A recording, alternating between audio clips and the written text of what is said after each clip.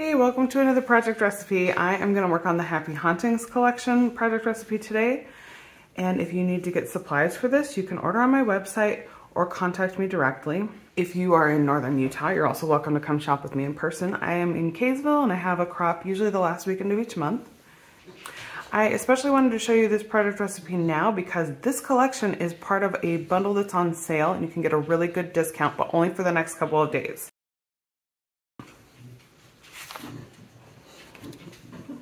So this project recipe uses the spiderweb frame punch, which I am going to do as we put this together, but I wanted to show you a couple other options you might think about. This punch is also on sale right now, and again, just for a couple of days. But if you don't have that one, or if you want something that's a little different, there's this cute autumn leaf punch. There's this new pumpkin patch frame punch that just came out as well, and this will work in the same way that the spiderweb does. This one with the leaves does not do the frame, which means it won't go around the outside of your piece of paper, but you could make some cute borders with it and modify your layout if you like this. Another option, if you want something else Halloween-ish, is the Bats Border Maker cartridge. This one is also currently on sale. There's some great fun Halloween stuff that you can get at a good discount if you are ordering right now on the website. So I'm going to show you the original project recipe, and then we're going to make a few modifications when I put this together. And I apologize for the prints. So these little white lines you see through my print are not part of the project recipe. It's just my printer having a bad day. In the original, we've got a couple different background papers, matching background papers, and then two other papers that we cut up. There's another decorative paper and then an orange shimmer cardstock and a white paper, the cardstock, that gets mostly punched out for the spiderwebs. I do have the white cardstock, so we're going to do spiderwebs on white. I have my two matching background papers, but I chose a different piece from this pack. This one is the dark colored bats. I chose the one that's a little print of different Halloween stuff. There's some spider webs and spiders and pumpkins and other things. I'll show you that in a sec. For the decorative paper that gets cut up for some of the photo backgrounds and other pieces, the original has this piece that's kind of purple with stars on one side, and then the other side is going to be my background for the overall page.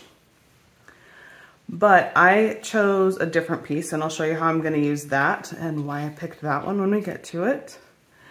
And instead of the orange shimmer, because that's actually been discontinued just recently, I picked another one of the decorative papers. So we're going to have two decorative papers to cut for photo mats and other pieces.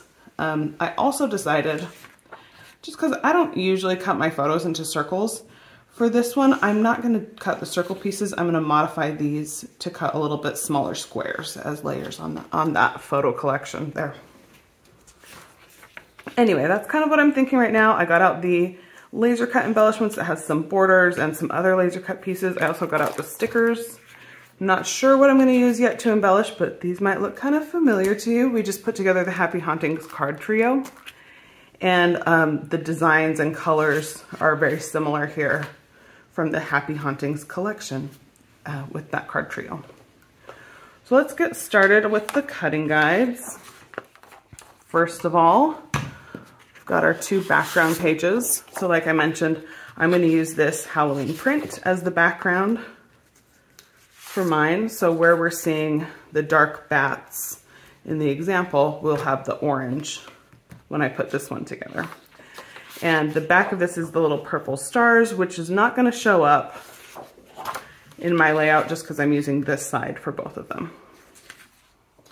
So I'll set those aside. They don't need to be cut.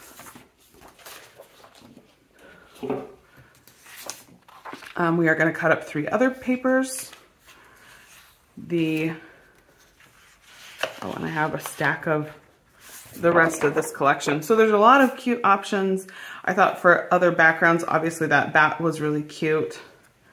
I thought this Phases of the Moon might be cute as a background. I liked the dark wood grain. That might be a good background. So it just kind of depends on the the feel you're going for, how dark you want your background, what kind of pictures you're going to put it with. And then you can use that to help decide what other papers you're going to use as well. Or you could follow the example exactly. If you have a full pack of paper, you can pull out just these pieces and use them for yours. The only exception is if you don't already have the shimmer orange paper, you would have to pick something else for that. But the pumpkin cardstock would look cute for that piece, or even tangerine if you want something a little bit lighter orange to bring into your layout. All right, so the first paper we're gonna cut is designer paper 1. And in the example, you can see all the places where there's orange is where that paper gets used. And on some it's one side, and on some pieces it's the other side. So that's why we have the two colors here at the top. So that border is one piece of paper, but cut in half and then flipped over. I guess I shouldn't say in half, it's not exactly half. I picked this paper for this because I want to do the night sky as my large piece that's gonna go across kind of the middle of the two pages. And I probably won't use that for all the photo mats here, but instead we'll bring the other side in, which is kind of this floral, which doesn't even have to be Halloween. I guess some of the flowers here kind of look like they could be spiders, but they're not exactly. They're definitely flowers. So you could use this paper for anything that's not Halloween as well. So I'm gonna have the night sky across the middle and then some of the back of that in some other spots. And then in these other places, we will probably mostly be seeing this, or I might decide that we're gonna use that for something else. Our second piece that gets cut is gonna be this Phases of the Moon. I guess could go either direction, up or down. And the back of this is a shimmery glitter paper. So again, does not have to be Halloween, but it's kind of fun for Halloween, especially if you have certain costumes or themes. Maybe you went to a party and it was a little more, less scary and more pretty kind of Halloween.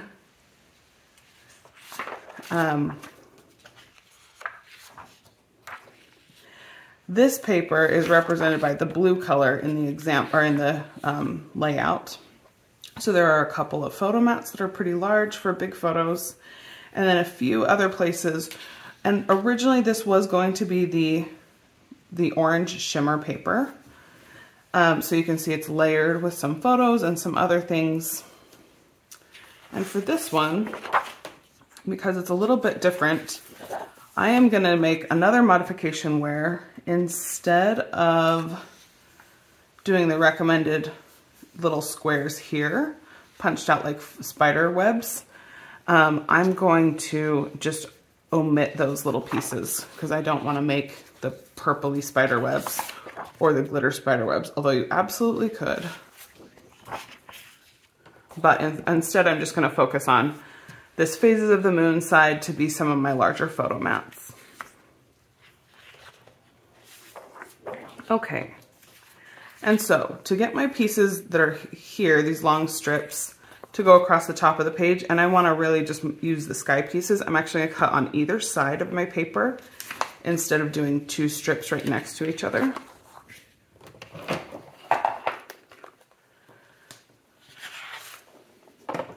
And those strips need to be 1.5 inches wide.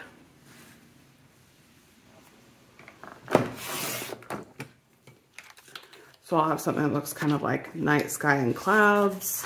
And this one's mostly just dark on this side, but a little bit of clouds also. Get that out of the way so I don't cut that accidentally.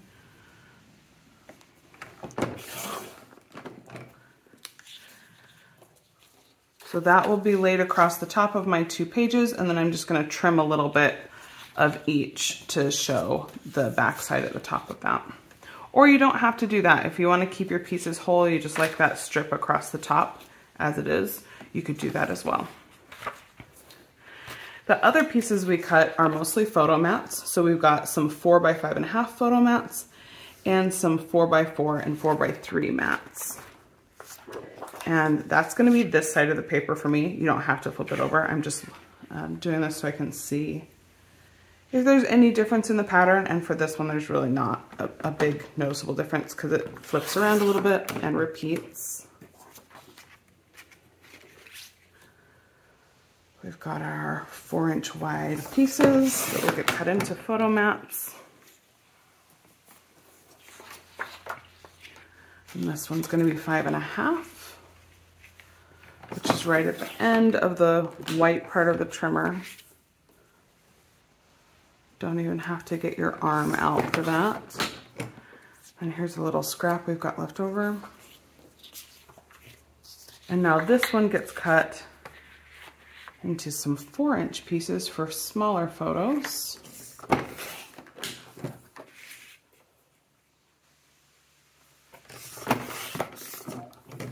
And the last one gets cut to 4x3 because that's going to be for this small photo in the corner.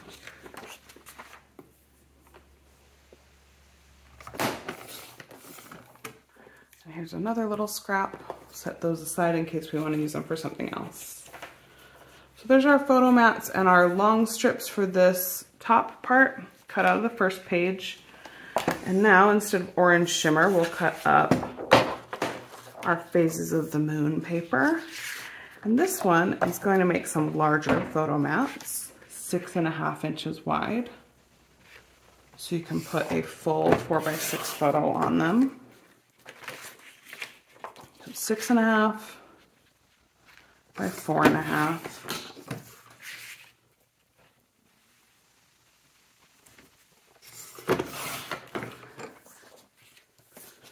And then if you were going to punch to do the second layer of the spider webs, you would trim this down a little bit and then punch around 3 of the 4 sides.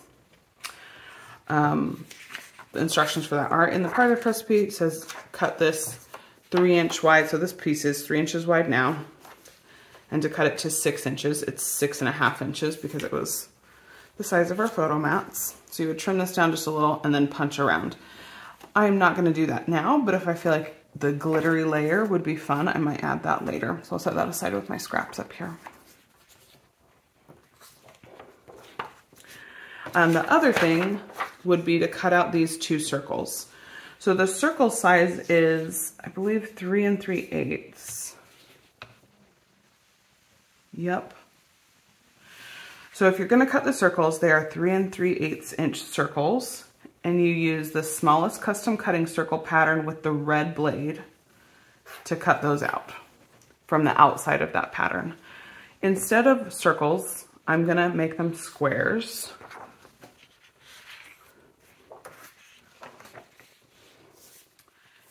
And the squares I'm going to cut will be 3 3/4. A little bit bigger. Or sorry, I'm just realizing it says a 3 3/8 inch photo. So this is actually probably a 4-inch circle or close to it. But I'm going to cut these into some 3 3/4 inches squares. And then I have this left over as a little bit more extra. And those will be some layers for mats with my photos. And I don't know which side I'm going to use. Maybe the moons? Maybe the glitter. We'll see when we're putting it together which one we like best. All right, last part to cut. We're going to punch and cut using the spiderweb frame punch. I guess it's not a chain. My paper has a little bit of a rugged spot on the edge, but that's fine because we're gonna cut it a little bit smaller anyway. So I'm gonna cut out my 6 by 6 inch squares, and that's what we're gonna make the frame out of.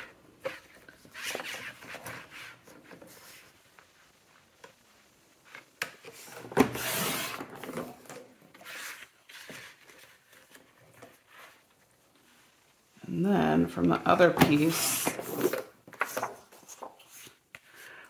we're going to punch the 2 sides and then cut it down to size. So that's what it means when it says punch border then cut. Sometimes it's just easier to work with a little bit bigger piece of paper when you're punching your borders out. So let's do that next. I think that was extra. Put that in my pile of extras. You can see when you're punching a border where it's going to start or stop at these little black lines right here. And then I'm going to show you how to do it so you punch a frame. But I'll just start at the one black line and keep going all the way to the end. So once we get our first one punched, we just match up the design and then keep going, making sure to push our paper all the way up against the guide in the back so our pattern doesn't get weird.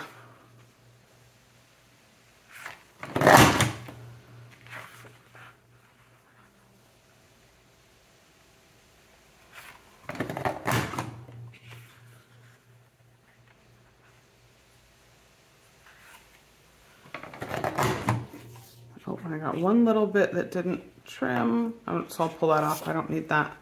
So there's one border, and then we're just gonna flip it over and do the same thing again. You can go in the other direction. If you're right-handed or left-handed, you might feel like one way makes more sense for you. This little pattern you line up with is on both sides of the punch. And if you don't start exactly where the punch cuts to begin with, you can go back and forth. You do not have to be as exact with it when you're doing a border, just all the way across a paper. Although lining it up this way makes sure you get your punch right at the beginning and end of your paper, as long as your paper is an even number of inches. And that's how these frame punches work. The punch is exactly 2 inches, so you're working in 2-inch increments. Some of the other border punches are a little bigger or smaller, so they wouldn't necessarily have the same measurement, but the frame punches do.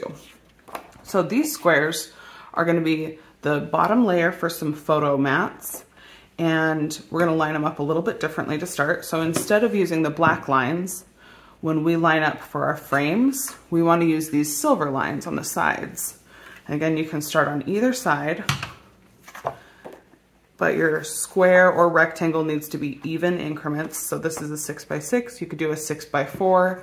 If you're gonna mat a 4x6 photo, you wanna go bigger than that, so 6x8. And then you just start with your first paper edge right up against that silver line. And punch until you have a little square left over on each edge.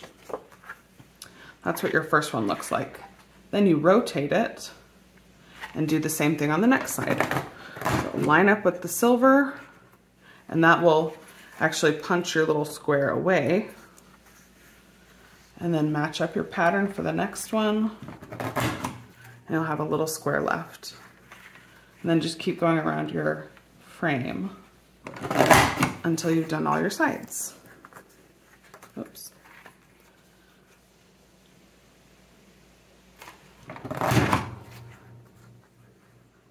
Looks like I got that one a little close. Might have to trim this corner a little bit. We'll see when we get there. And if you want to save your little squares that punch away from this, no reason you can't use them for something else. They end up being little 1x1 squares that punch out as scraps. So that's what your frame looks like. You might have a rectangle, so it's a little bit longer depending on what size you started with. We'll do one more just like that.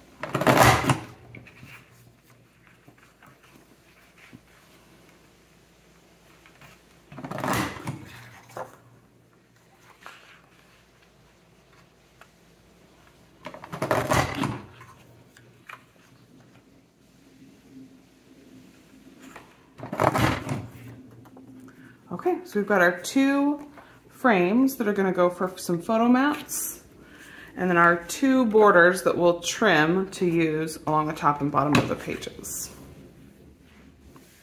Get those out of the way. And we're now done with this frame punch. And the size recommendation for these 2 borders is 2.5 inches wide. And you can be flexible about that. What you need is enough to go up here at the top border. If we go 2.5, you've got quite a bit of extra, which may be too much. If you do not need to cut that far, if you just want to show a little bit of that spider web at the top. So I'm actually going to cut mine smaller. Line it up at about 1 1.25. Yeah, that seems like it will give me plenty of room to overlap with that top border. 1.25 inches. And then I've got a little bit of extra. In the project recipe, it's showing some strips of paper that you cut into little skinny pieces and do a little bit of journaling on. I think I'm gonna instead leave that area for some embellishments or stickers or something. So I'm not gonna cut those little skinny strips now. If I decide I want them later, I can cut them out of that paper.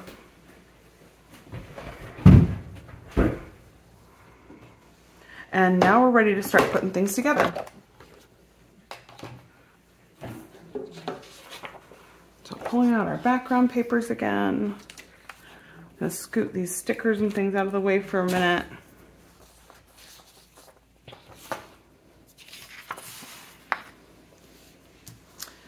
And we're gonna just start layering our pieces together. So our spider webs go up here at the top. They are these pieces O and P.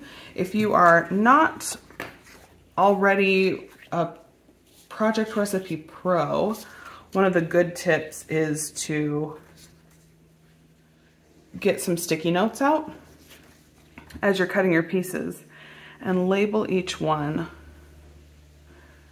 to say, like this is piece A, B, C, because as you're cutting, the guide shows you a letter for each piece that you cut out, and it can be easy to lose track of which piece is which. But if you're not using labels, you can always go back and measure, and as long as you've cut your pieces to the measurements in the guide, you should be able to figure out which piece it is.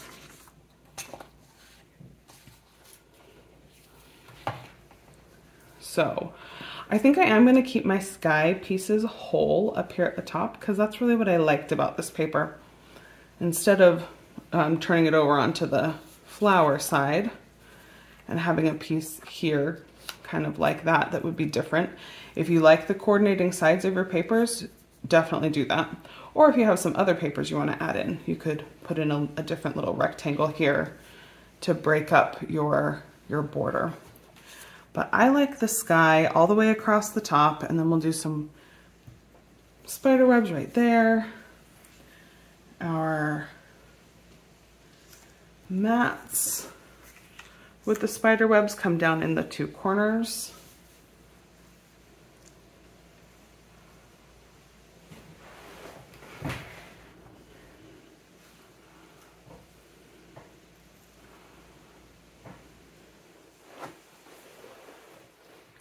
Just trying to make sure we can really see this all on camera. And then we've got some photo mats. And these are the ones that I cut into squares instead of circles. They're going to get layered on top of our spider webs down here. And some large photo mats up here. And if you like the other side, that's the glitter for this paper or whatever paper you've chosen. But you can use either side of your papers. We've got one small photo mat, and I'm going to use the floral for all of these others. And this is actually a layer beneath this one. So we've got some our spider webs that were cut out from a 6x6, and then a 4x4 square, and then a 3 3/4 inch square. for that one. And our last photo mats are a little bit smaller down here on the inside corners. And that's how it's all gonna go together. I am gonna think about putting some more glitter on the page. By glitter, I mean the glittery side of this moon phases. So if I followed the project recipe, that would be down here in the corner. And that would actually also be maybe this, if you liked that. But I think I like the phases of the moon. Glitter. It's cute. I'm gonna punch one out and just see what it looks like. And then we can decide if we want to use it that way or not. Let me measure this to make sure it's gonna work to do the little frame term. It's 3 inches. 3 inches is gonna be a weird size for this. Oh no, 3 inches will be just fine. Okay, so let's cut out a 3-inch square. We'll do one and then decide if we want to use it or not. So we'll line it up right at the silver line, which gives us just one punch right there. And then we're going to turn it and do the other corner.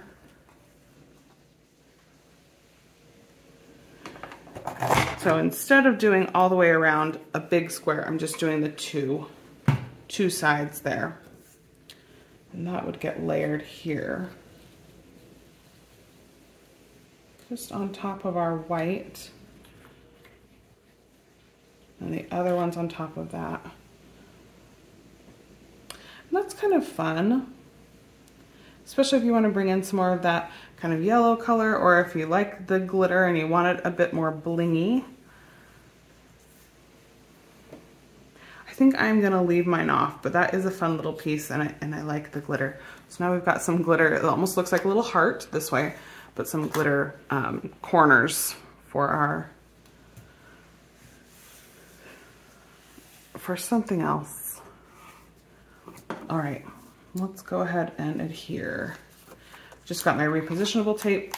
That works great for something like the spiderweb frame that's kind of more intricate. I'm actually not going to even worry about putting adhesive on that for this piece, because when I do my albums, I'm going to put them in page protectors. And I just don't get too fussy about how strongly adhered everything is on an album page. I trust that a pretty minimal amount of adhesive will keep things in place if they're not going to be taking it in and out of the page a lot. Some pages might get handled more if you've got a journal thing that pulls out, or for some reason if you've got something else on the page that you might want people to take out of the protector. In those cases, you might want to add more adhesive. But for most of the album pages I make, I don't plan on people taking them out of the page protector after they're in the book. Okay, line up my big photo mats above, and then I'll do the same thing on the other side.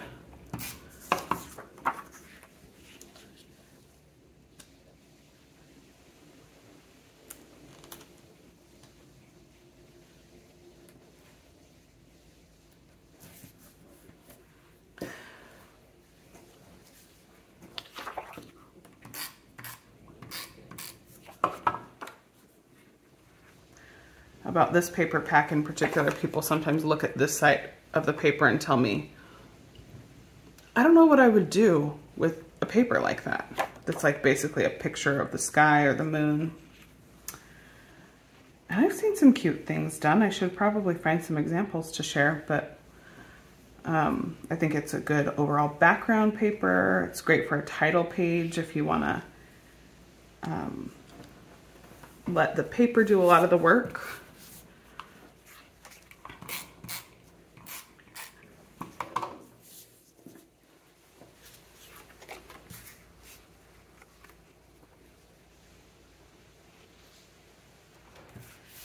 Okay, getting all of our layers here. And with this one, with the florals, the direction doesn't matter so much, but I'm trying to keep my moons all going the same direction for the other paper. So instead of turning them different directions, and a lot of the moons you won't see because they will be covered up by a photo. So I've now cut this down so it's the size to fit a 3.5 inch square photo. These ones fit, I think it's going to be a 5 by 3 3/4. And then these larger ones on the inside edge will fit a full 4 by 6 without trimming it down.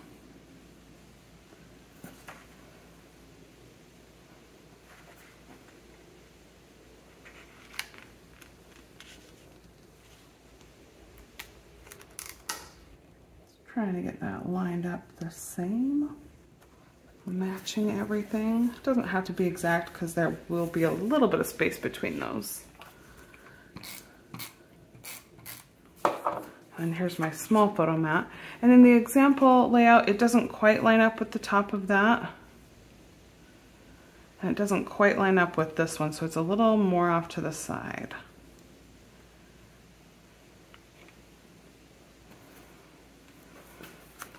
Leave that one like that.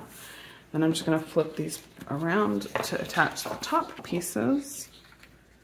Make sure that this is going to really cover up the top of my spider webs.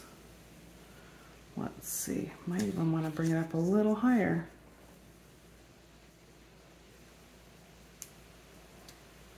I will have it overlap my photo mat just a tiny bit so we get the top of that showing.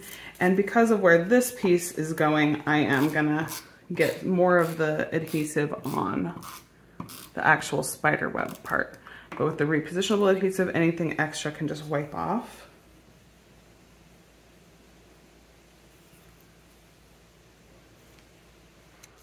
And let's see if that's straight before I get all firmly attached down. Looks like I'm not quite straight. I need to bring it up just a little bit on this side.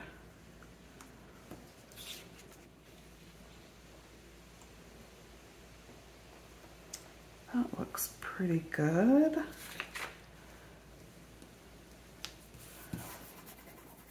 Just rub that extra off from the inside of the spider webs. And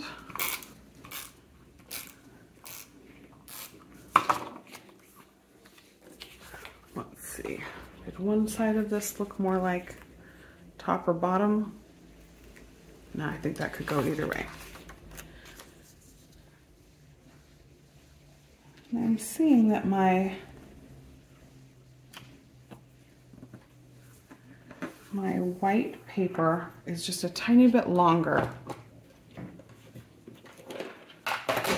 than the decorative paper underneath. So I'm going to pull my scissors out of the drawer and trim that little bit off so it's not hanging over the side.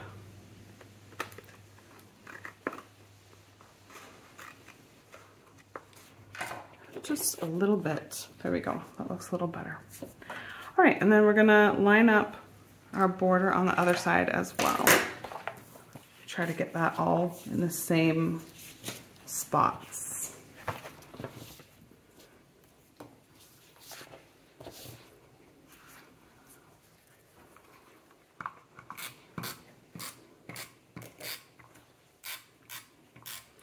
If you have the silicone mat that came out kind of recently, there's actually been a couple different versions of it now.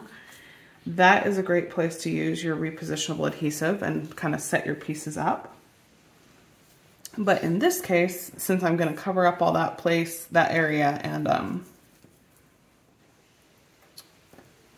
adhere something there anyway, that was a good spot for me to kind of stage my piece, that I wasn't gonna waste that adhesive or make a sticky mess in a place where I don't want adhesive. Let me just go back and forth and make sure it's pretty even on the two sides. Looks good. Just make sure that's attached, rub off some extra in a few places where it's showing through, and we'll attach that last border piece at the top.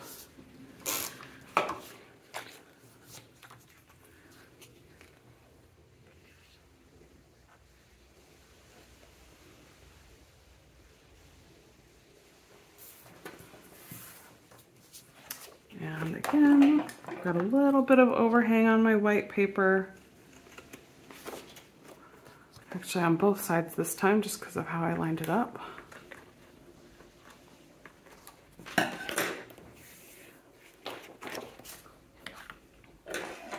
And that is pretty much our layout there. I'll play with a little bit of the embellishments and stickers and things and decide what I want to add. I'll show you the comparison. So here's the one I made with the papers I chose. It's the same basic layout idea with a few modifications compared to the example here. And you can see there are lots of stickers added in some little places in the corner of the photo. I'm going to do a little cluster up here. This one in the example has some clusters in the bottom two corners. I might do that as well. And then a few other places. They also used a sticker strip across the top to just do the middle of both of those. I don't know if I'm going to do that or just include some of the laser cutouts. I think either option would be really good. Anyway, thanks for following along with me, and I'd love to hear from you